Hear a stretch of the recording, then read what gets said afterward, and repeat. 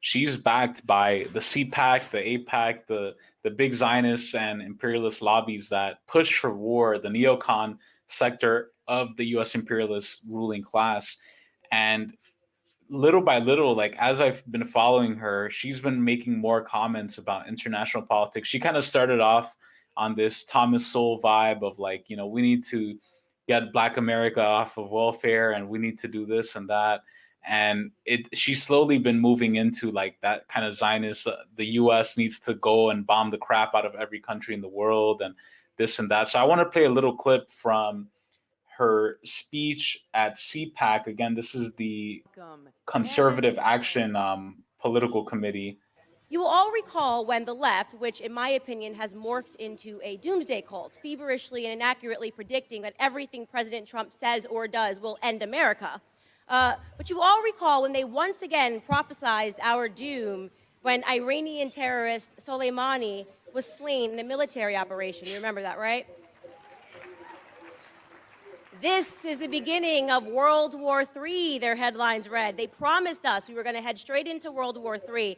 It was a remarkable day because it was the day that we watched Democrats and liberals, the ones who have been shrieking about sexism, misogyny, and the need for more feminism, turn into passionate defenders of the state of Iran, the country whose constitution quite literally states that a woman's life is worth half that of a man's, a country where women are punished by law for up to 10 years in prison if they are caught not wearing a veil, suddenly became the apple of the left's eye.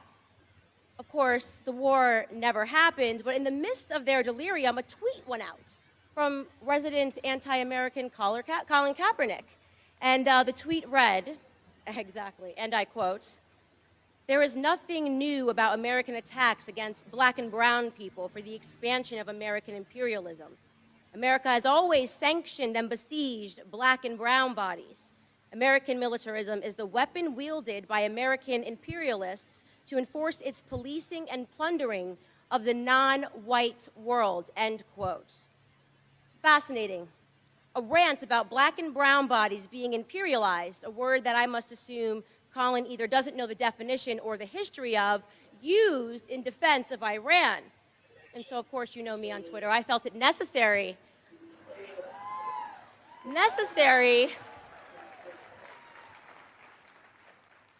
to mention to Colin, gently, of course, you know me, I'm very nice on Twitter, to mention to Colin that that particular country of brown and Black bodies used to be known as Persia.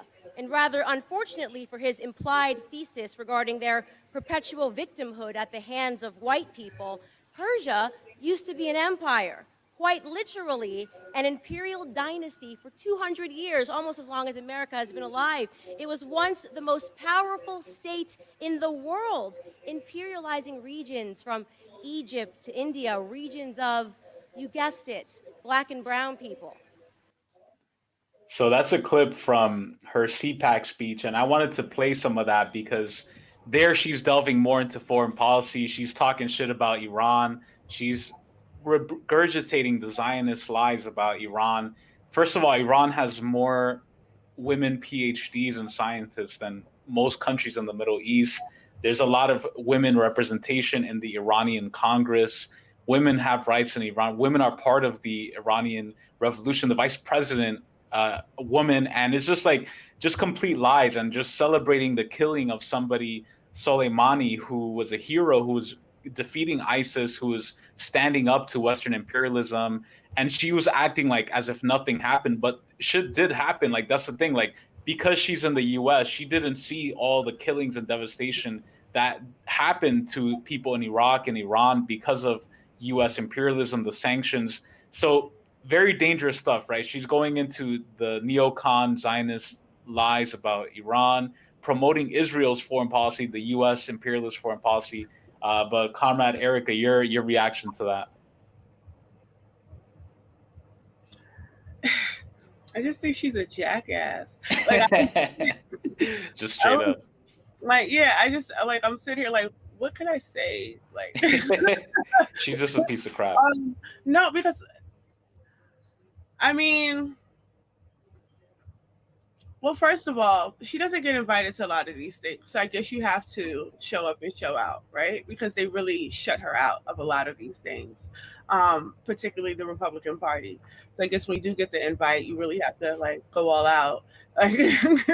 um, but but I don't know. I just feel like, where do you start? I mean, to even evoke Persia in the context of the current US empire and what it's doing. I mean, the US military has, well, the US government has the entire globe split up in military commands, right?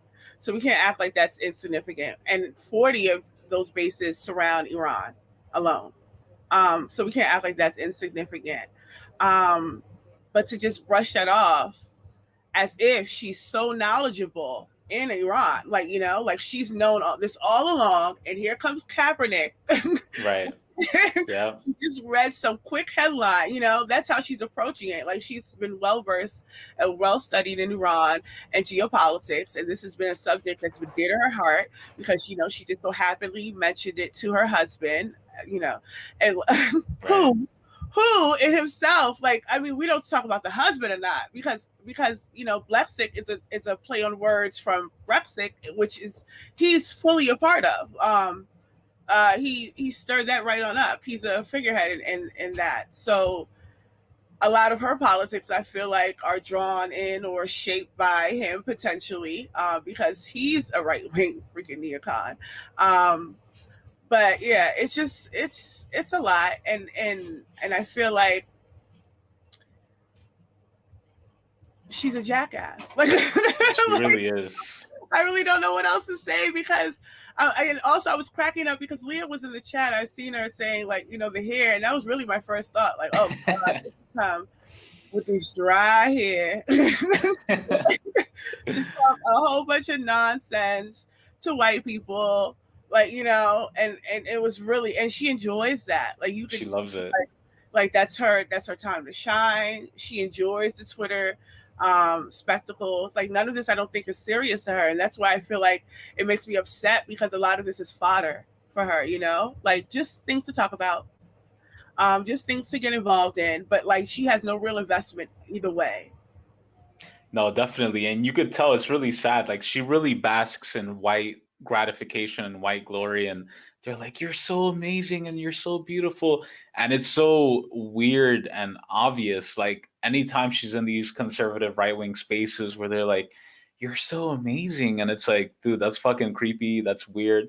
And it's just really sad because I see that happen a lot with people who, among our colonized, oppressed, Black, brown, indigenous people, there are sectors of our people who really still fall for the lies of the colonizer, of the empire, that we can be just like them, that we can assimilate to them, that we can dress and act like them and talk like them, but we'll never be that, and it's just really sad to see her basking in that. And I mean, her comparison of, like, her bringing up the Persian Empire, first of all, that was like fucking 4,000 years ago, right? How are you going to compare like an empire 4,000 years ago to today? And I think, Erica, just like you said, like, that's such a great point. The US literally has carved up the entire world into a giant military base where they're like, this is our Southern division, our African division, our Asian division. They have bases, over 800 military bases around the world. How many bases does Iran have? Like, none, and to compare it is just really disgusting. And it's just interesting as well because it falls in line with the Zionist, the Israeli talking points that always target Iran, never Saudi Arabia, by the way. You never hear them talking shit about Saudi Arabia because Saudi Arabia has all the oil. They work with the big oil companies, the big imperialist companies in the US and the UK. They never talk about Saudi Arabia, right? But Iran is always the problem for some reason, the country that has been at the forefront of resistance against the empire in the region. So I just found that really fascinating. But Comrade Salifu, your reaction to her CPAC speech? All right, so you know how we was talking about racism earlier? Okay, so I want to talk a little bit about the double speak of Candace Owens and a lot of conservatives. Because when she comes out in the beginning of the speech, she's just like, liberals and Democrats don't know any history. They don't know anything about the world before 1776. And when she says that, That is true. They don't. Or Yeah. either they do, but they don't engage. In the same way that Republicans don't either, right? But notice how in her response, that whole rant that she went on about, she read Colin Kaepernick's tweet, then she brings up Persia. That referencing of Persia is an example of racism, because she doesn't deny that the US is doing these fucked up things in these places. She doesn't deny imperialism. She doesn't deny anything in Colin Kaepernick's tweet. She brings up Persia to justify what they do, right? So it's like I can make this really bad history. I can dabble in bad history to justify somehow US imperialism, which is really dangerous, but it's also just like fucking racist. But this is what an interesting sort of I would say comparison between conservatives and Democrats is that conservatives do things like that, and then Democrats do like their other thing, which is just flat out like lies and like denial. Then they like stage like coups, they like hire mercenaries, they like do all the things that make them really successful at imperialism.